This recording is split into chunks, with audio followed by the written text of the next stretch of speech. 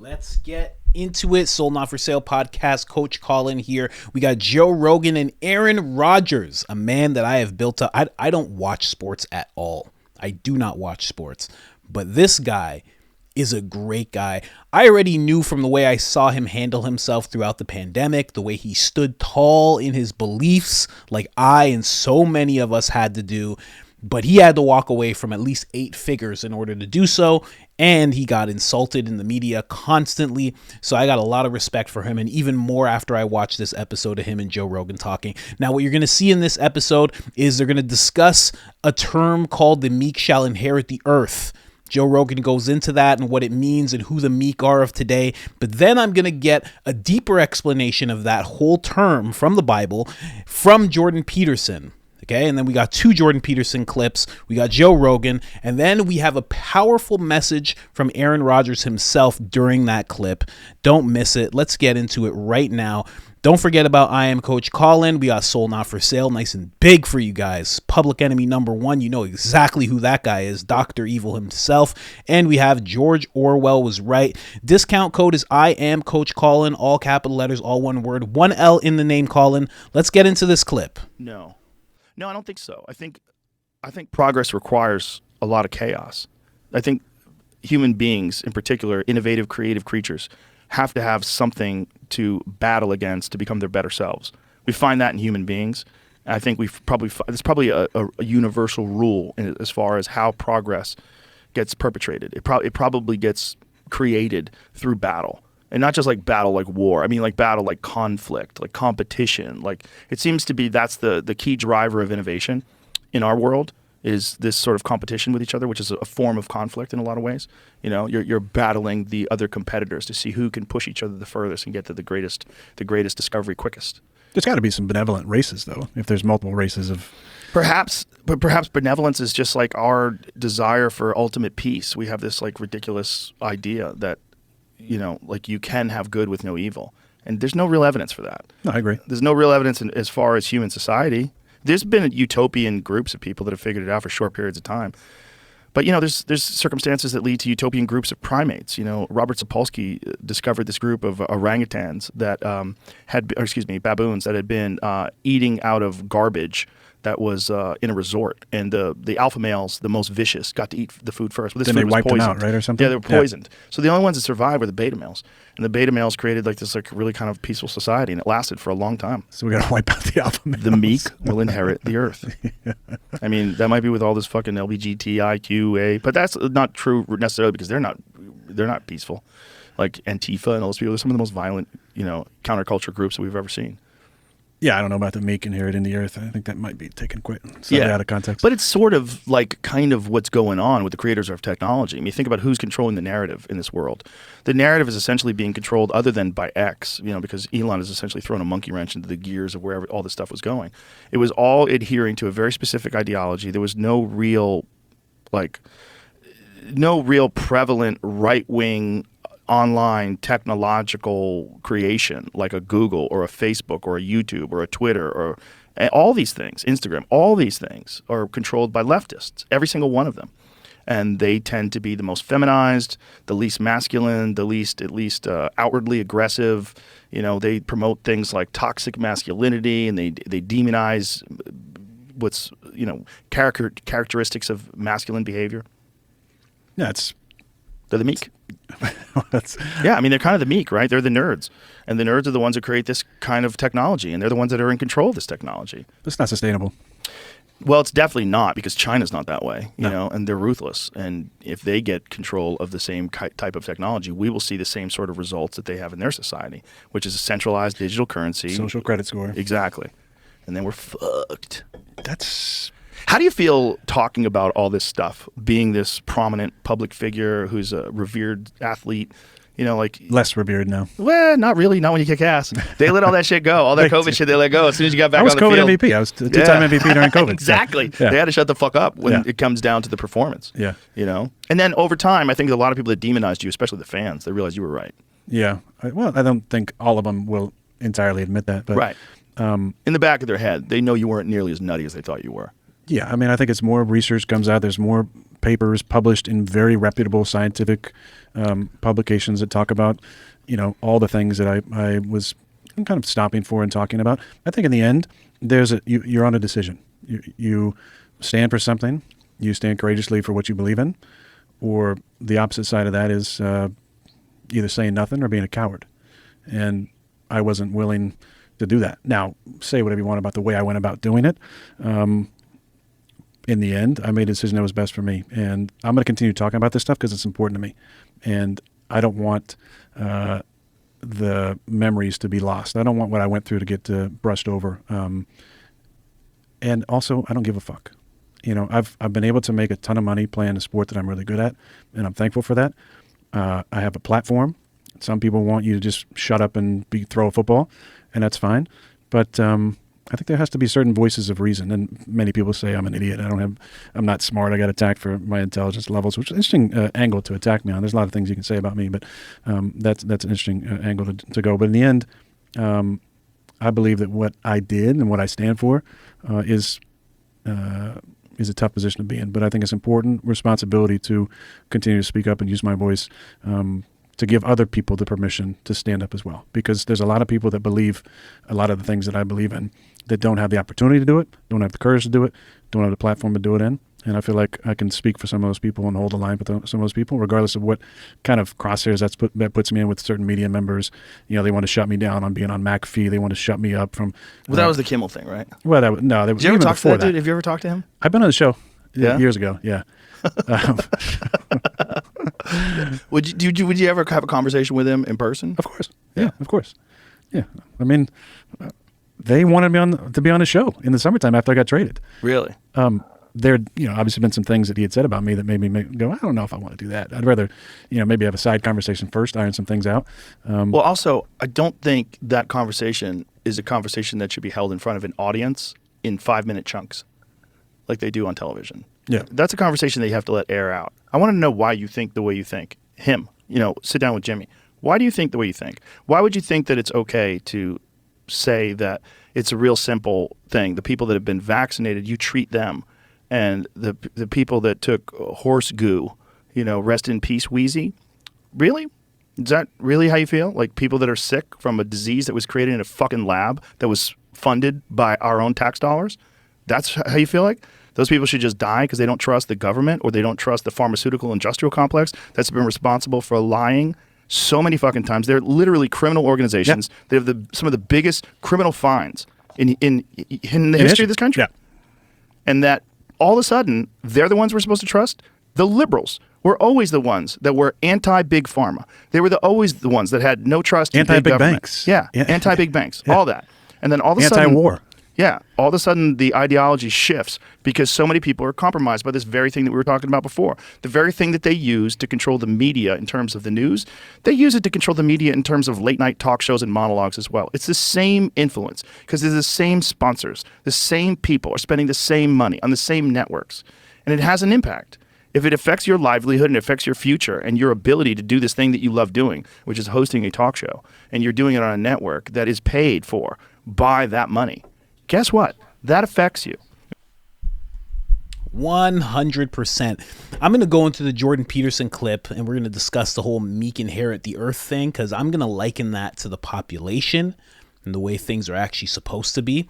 And you'll understand in a second when you actually hear Jordan Peterson talk about it a little bit. But towards what Joe's saying right now, I really do feel like, and I didn't realize until he just said this, but the way that journalists will be like hardcore journalists running around and stuff. And I'll get to that clip in a second. And then they get to a point, I'm all over the place here. They get to a point and they become news anchors, right? And then what happens? They become an Anderson Cooper. They become a Don Lemon, right? They become a Rachel Maddow. And all of a sudden somebody just comes in and says, all right, this is what we're talking about this week. And they start handing them scripts, a teleprompter. Just make sure you read the teleprompter.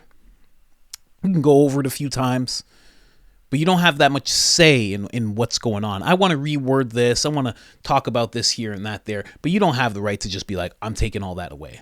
They don't do that. You're taking talking points. the same way that happens to a journalist who's doing like real journalism, because there was a point in Anderson Cooper's career where he was doing real journalism.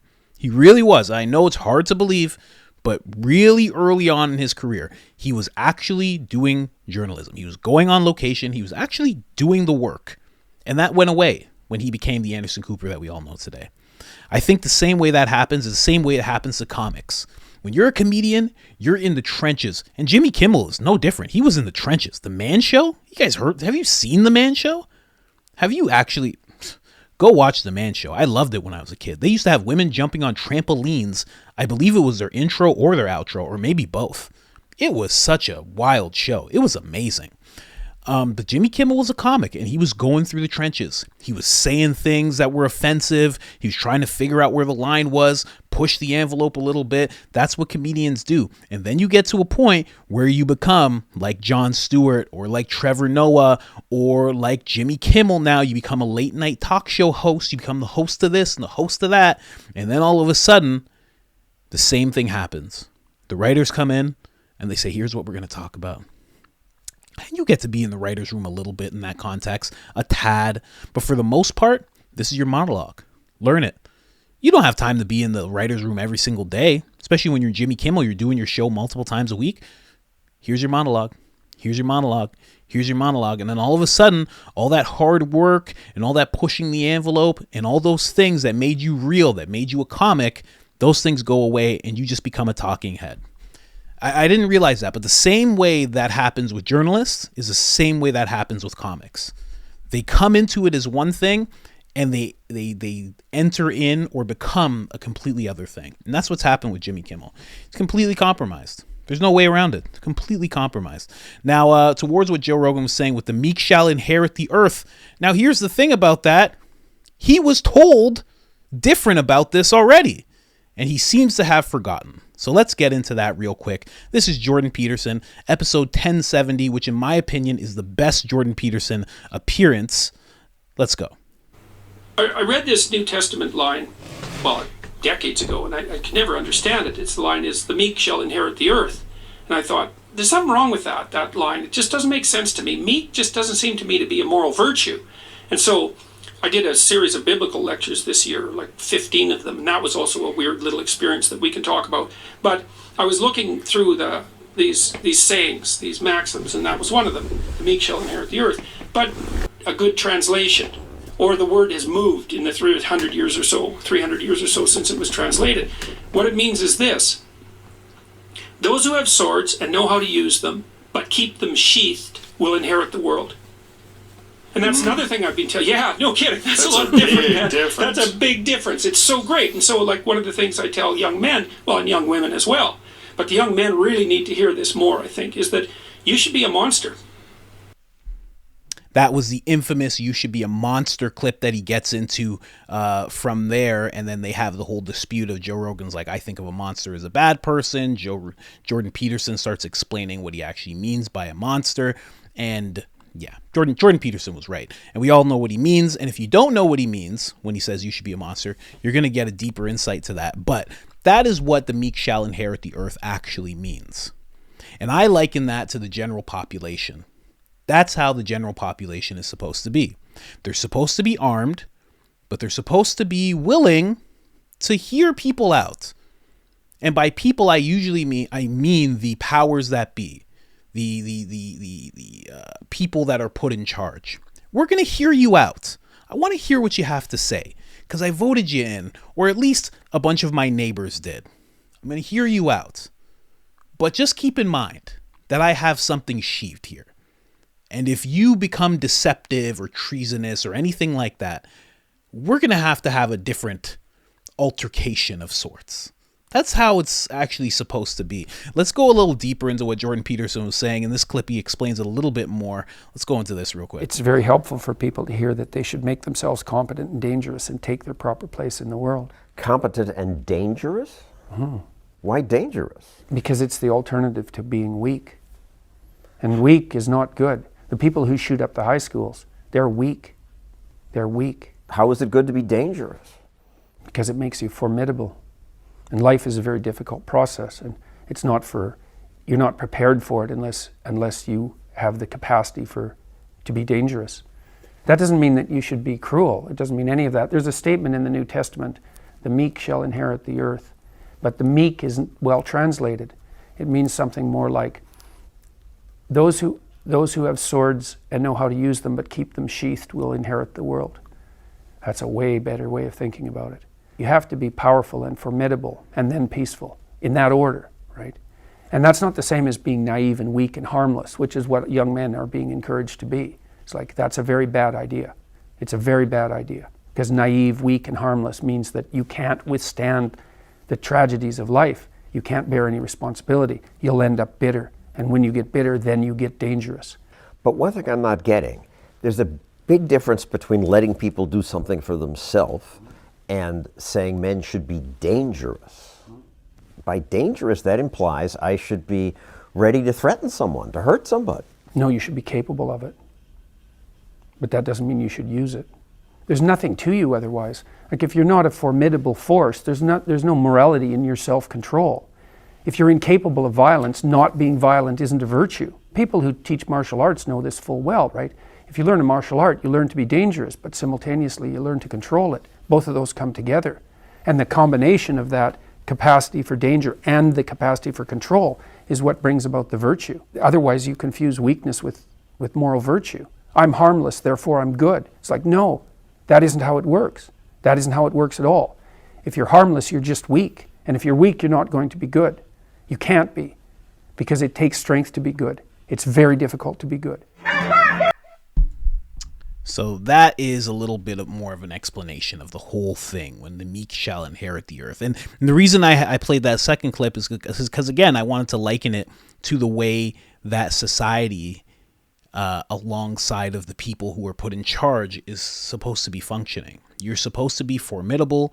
You're supposed to be capable of danger, but you're supposed to be wise enough not to use it as a first resort. It should be the last resort, right? It goes back to what Jordan Peterson said about being dangerous and competent.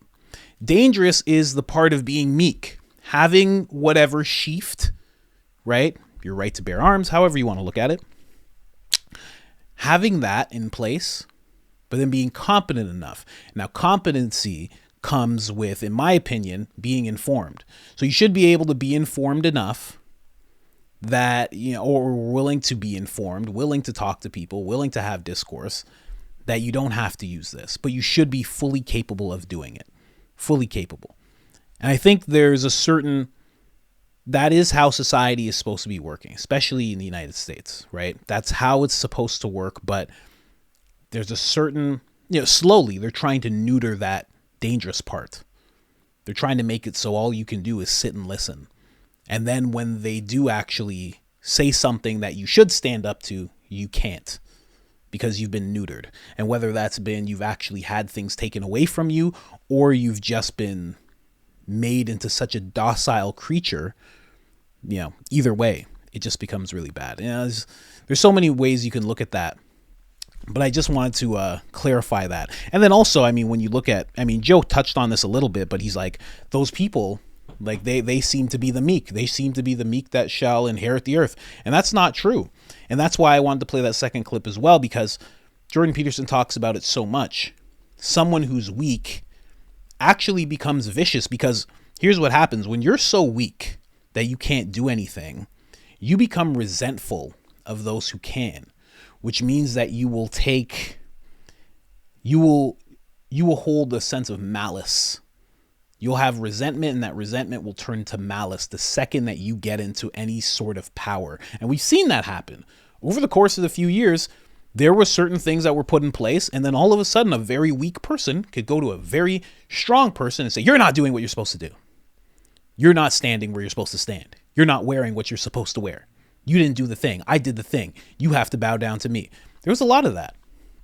So those people that Joe was talking about, LGBTQ, whatever you want to call it, in what he's talking about the tech people. These people are not the meek that we are talking about when we're talking about people inheriting the earth. It's you and how you operate. You're supposed to be, quote unquote, dangerous enough, and you're supposed to be competent enough. You're the person who inherits the earth, you know? These other people, these tech people who are in charge, these people who are in charge in the government and this and that, they are the people who are weak. And weak people rule with iron fists because they've never been in a position to do so. You ever notice? Well, I notice at least. I'm 280 pounds right now. I don't go looking for fights. I'm quite a big person and I can fight. I know how to do Muay Thai. I can fight. I can fight people. I have in the past. I have a past of doing so when I was younger. But now I'm older. I'm a husband. I'm a father. And I don't look for fights. I just don't. I don't have anything to prove. I've been in plenty of fights. You know? And I always notice that when I've gone to Muay Thai, when I've been around people who are way more equipped, way more dangerous than I am. Way more. Could take me apart. 165 pounds. Take me apart, no problem. They're the nicest people. You know? Because they have it sheathed. Right? It's like the whole prospect of, you know, an armed society is a polite society. Because everybody understands where it could go. Does it have to go here? Or can we just have it be here? You know? That is the meek. The people who have this but would rather this. You know? And there's a reason why they want to take that away from you. There's a reason that they're trying to make this the thing that's violent. Oh, your words, certain words are violent. They're trying to like neuter you. Trying to like mentally neuter you in a sense. But I just wanted to bring that up really quick. Joe Rogan was just talking about it. It's funny that he was actually, now here's the thing. I'm just picking out quotes. I'm picking out, you know, clips from episodes and stuff. He was told this by Jordan Peterson more than 1,000 episodes ago. So I'm sure he's forgotten since, but he was already told about who is actually the meek of the world. And it's gentlemen like him. Like him. And again, like you. So don't forget that.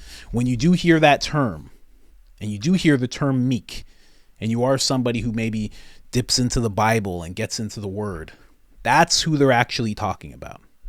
You know? Just wanted to bring that up. And then again, I will go into powerful words from Aaron Rodgers. End it off with that. The fact that he is willing to walk away from likely 8-figure deals, because those endorsement deals from those shoe companies and clothing companies, those are no joke. You're not getting $5 million from those people. You're getting something like 20, 30 on the low end, you know? So the fact that he was able to walk away from that just because he didn't want to take certain things is such a stand-up thing to do.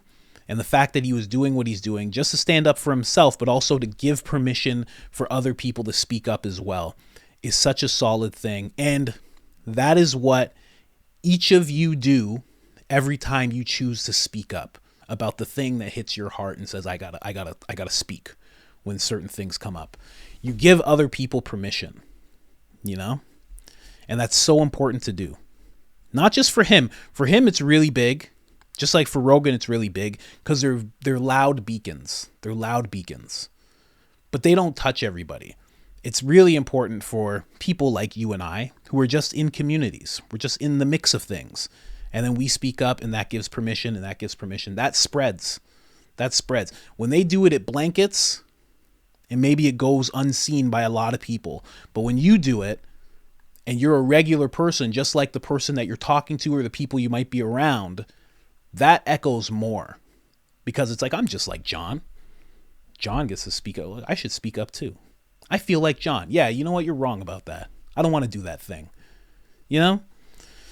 So just, yeah, really stand-up guy. Really stand-up guy. Great episode. He gets into some stuff. And then to touch on the Kimmel thing, I guess I'll touch on that really quick just because, you know, Joe's asking if he'd ever have a conversation with him. This is Kimmel's actual quote to Aaron Rodgers about the whole Epstein Island thing. He says, "Dear a-hole, for the record, I have not met, flown with, visited, or had any contact whatsoever with Epstein, nor will you find my name on any list other than any clearly phony nonsense that soft-brained wackos." Hey, everybody's brain's soft, just so you know.